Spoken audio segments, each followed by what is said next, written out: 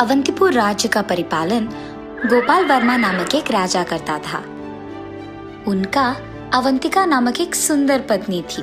उन दोनों के शादी के कई साल बाद प्रणीत और प्रवीण नामक जुड़वे पैदा होते हैं और इसीलिए वो दोनों उनके बच्चों का बहुत अच्छा ख्याल रखते हैं। प्रणीत और प्रवीण जुड़वे होने के कारण उनके खुद के माता पिता को पता नहीं चलता था कि कौन कौन है, लेकिन इन जुड़वे भाइयों के पास एक प्रत्येकता था। एक दिन राजा और रानी उनके बच्चों के साथ खेल रहे थे और तभी प्रणीत खेलते हुए उसके पिता को छूता है और बस राजा गोपाल वर्मा सोने का प्रतिमा बन जाते हैं। ये देख रानी आश्चर्यचकित हो जाती है। हाय भगवान, ये मेरे पति को क्या हो गया? मेरे बेटे के छूने के कारण वो ऐसे प्रतिमा कैसे बन गए? ये सोचते हुए वो बहुत दुखी होती है और रो देती है। इतने में प्रवीण भी खेलते हुए उसके पिता को छूता है और ठीक तब उसके पिता वापस पहले जैसे बन जाते हैं। ये सब देख रानी दंग रह जाती है। अरे, मैं ऐसे प्रतिमा कैसे बन गया और वापस मैं इंसान कैसे बन गया? मुझे कुछ समझ में नहीं आ रहा। राजा के ऐसे पूछने पर रानी उन्हें सब कुछ समझाती है। जब पति पत्नी बात कर रहे थे, वो देखते हैं कि प्रणीत प्रवीण को छूने जाता है और छूने के बाद प्रवीण को कुछ नहीं होता है और ये देख राजा रानी आश्चर्यचकित होते हैं। देखा आपने, ये तो कोई जादू ही लगता है जी।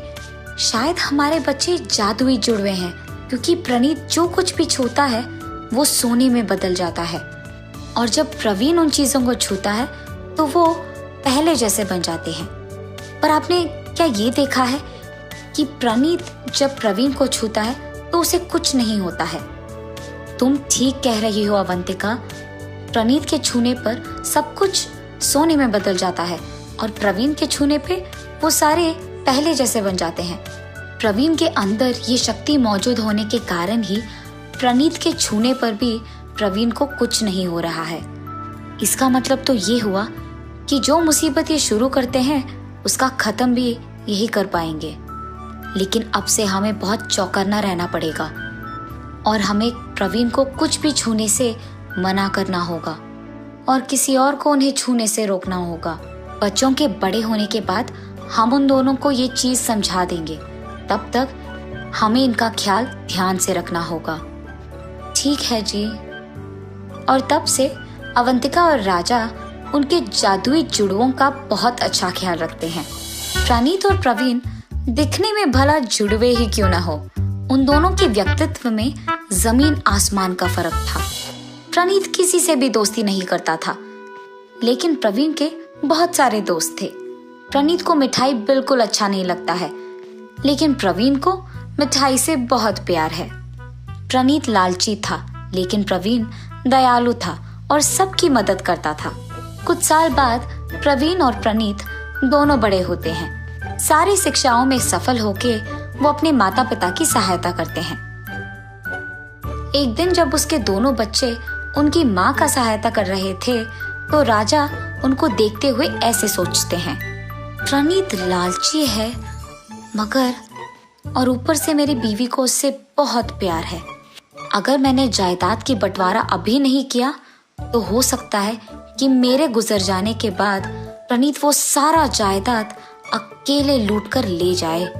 इससे पहले ये हो, मुझे अभी मेरे इस अच्छे हालत में ही जायदाद का बंटवारा करना होगा और वो भी समान रूप में। बेटा प्रणीत, बेटा प्रवीण, इधर आओ। जी पिताजी, आ रहे हैं। क्या हुआ पिताजी, कुछ मदद चाहिए थी आपको? कुछ नहीं बेटा, इससे पहले कि तुम दोनों में इस बात पे झगड़ा हो जाए, मैंने फैसला लिया है कि अभी के अभी मैं मेरे जायदाद को समान रूप में बांटकर तुम दोनों को दे दूंगा। पापा के जायदाद में ज्यादा हक मेरा ही होना चाहिए और उसका ज्यादा भाग मैं ही लूंगा। इसके लिए कुछ करना होगा।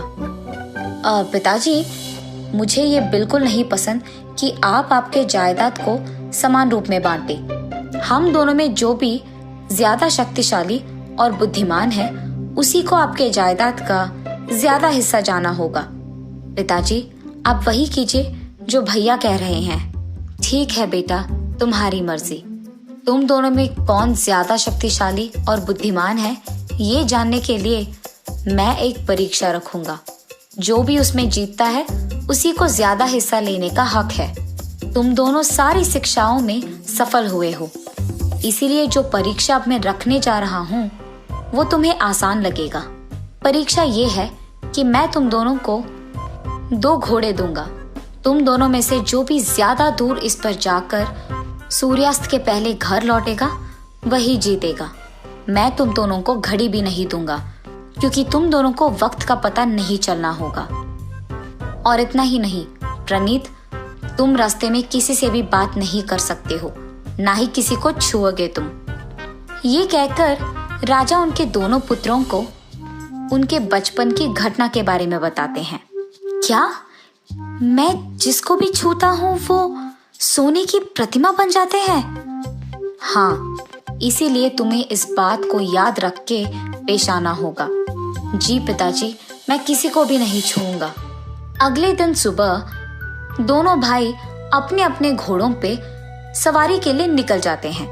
मुझे जल्दी जल्दी इस घोड़े को भगाना होगा, तभी प्रवीण से जल्दी मैं घर पहुंच जाऊंगा। ये सोचते हुए प्रणीत तेजी से उसका घोड़ा चलाता है। मुझे घोड़े को ऐसे ही चलाना होगा। जब गर्मी बढ़ जाएगी मैं घर के लिए वापस निकलूंगा, तभी मैं सूर्यास्तम के पहले पहुंच पाऊंगा। दोपहर को प्रवीण उसके सोच के अनुसार ही अपने घोड़े को पीछे की तरफ मोड़कर घर की ओर बढ़ने लगता है। दूसरी तरफ प्रणीत उसके घोड़े को भगाते हुए बहुत दूर चले जाता है। प्रणीत, प्रणीत! हाँ, ये क्या, किसी ने मुझे बुलाया? ये सोचते हुए प्रणीत उसके चारों ओर देखता है। कौन है वो जिसने मुझे बुलाया? ये कहते हुए वो उसके चारों ओर देखते रहता है। प्रणीत, हमने तुमको बुलाया है। ये कहकर कुछ ही दूर में 3 आईना प्रकट होते हैं। हाँ, तुम्हें मेरा नाम कैसे पता है? तुम्हारे बारे में हमें सब कुछ पता है। तुम्हारे घोड़े को भगाने के कारण ही हम पे जो सालों से मिट्टी थी वो मिट गई। तुम्हारे ही कारण हम वापस आईने बनकर प्रकट हो पाए हैं। आईने बात भी कर सकते हैं? मुझे तो नहीं पता। हम सिर्फ बात नहीं, कुछ भी कर सकते हैं। तुम्हारी हर ख्वाहिश को पूरा कर सकते हैं। अच्छा, तो सबसे पहले मुझे अनगिनत सोना दो। ऐसे मांगने के तुरंत बाद प्रणीत के सामने ढेर सारा सोना प्रकट होता है। अरे वाह, ये तो सच में सब कुछ कर सकते हैं। मुझे तो इन आईनों को मेरे पास ही रखना होगा, इसीलिए इन्हें मैं मेरे साथ अपने घर ले जाऊंगा। ये सोचकर वो उन 3 आईनों को ध्यान से उसके घोड़े पे लगाता है और ठीक उनके साथ ही सोने का वो खजाना भी घोड़े पे रख के चलाता है। हाय भगवान, इन आईनों के चक्कर में तो मैं सब कुछ भूल ही गया। सूर्यास्तम होने वाला है, मुझे जल्दी घर लौटना होगा। शाम होते ही प्रवीण उसके घर पहुंच जाता है और उसके भाई प्रणीत का इंतजार करने लगता है। लेकिन दूसरी तरफ प्रणीत बहुत थक जाता है। अरे यार, मुझे तो इस घोड़े को चलाने का भी ताकत नहीं है। अब मैं क्या करूं? तब उसे अचानक उन आईनों के बारे में याद आता है, तो वो उन 3 जादुई आईनों को बाहर निकालता है। उनसे मांगते ही वो तुरंत उसके घर में प्रकट होता है। प्रणीत को वहां आते देख उसके पिता राजा गोपाल वर्मा उसके पास जाते हैं। प्रणीत, इस परीक्षा में प्रवीण तुमसे पहले आया और इसीलिए वही जीता और जायदाद का ज्यादा हिस्सा भी उसी को मिलेगा। ये नहीं हो सकता और मैं ये होने नहीं दूंगा। काश प्रवीण भी मेरे छूने से सोने की प्रतिमा बन जाता, ये सारा जायदाद मेरा ही बनता तब। लेकिन अब वो नहीं कर सकता हूँ मैं। हाँ, लेकिन मेरे पास जादुई आईने हैं जो मैं कुछ भी मांगू पूरा कर देंगे। उनको इस्तेमाल करके मैं प्रवीण से ये सारा जायदाद छीन लूंगा। ये फैसला करके वो उसके जादुई आईने को बाहर निकालकर, पिताजी अब देखिए सारा जायदाद मेरा ही होगा। उसके पिता के आंखों के सामने ही वो जादुई आईने को बाहर निकालकर उनसे मांगने लगता है। इतने में बाकी दोनों आईने भी उसके सामने प्रकट होते हैं। हम हानि पहुंचाने वाले लालची इच्छाओं को पूरा नहीं करते हैं। जब पहले हम तुमसे बात करना चाह रहे थे, तुमने तो हमें पूरी बात भी कहने नहीं दिया। जो भी हमसे हानिकारक लालची इच्छा मांगते हैं वो वापस उन्हीं पे चलता है। उनके ऐसे कहने के तुरंत बाद प्रणीत सोने की प्रतिमा में बदल जाता है और इतना ही नहीं, वो 3 जादुई आईने गायब हो जाता है। अरे रे, मेरा भाई ऐसे सोने की प्रतिमा में कैसे बदल गया? मुझे उसे बचाना होगा। भागते हुए प्रवीण उसके भाई प्रणीत के पास जाता है और उसे छूते ही प्रणीत वापस पहले के जैसे बन जाता है। प्रवीण, मेरे लालच की वजह से ये सब हुआ है। मुझे अपनी गलती का एहसास हुआ है।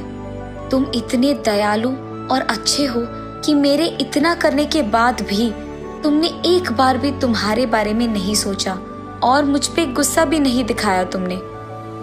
आज जो तुमने मेरे लिए किया है उससे मुझ में बहुत बदलाव आ गया है। आगे से मैं कभी भी ऐसे बर्ताव नहीं करूंगा। ये कह के वो दुखी होता है। प्रणीत, तुम बुरा मत मानो। तुम्हें अपनी गलती का एहसास हो गया है ना, तो वही ठीक है। पिताजी की इच्छा के प्रकार ही जायदाद को आधे आधे हिस्से में बांटते हैं और खुश रहते हैं। ऐसे वो दोनों उनके पिता के जायदाद का आधे में बंटवारा करके हमेशा के लिए खुश रहते हैं।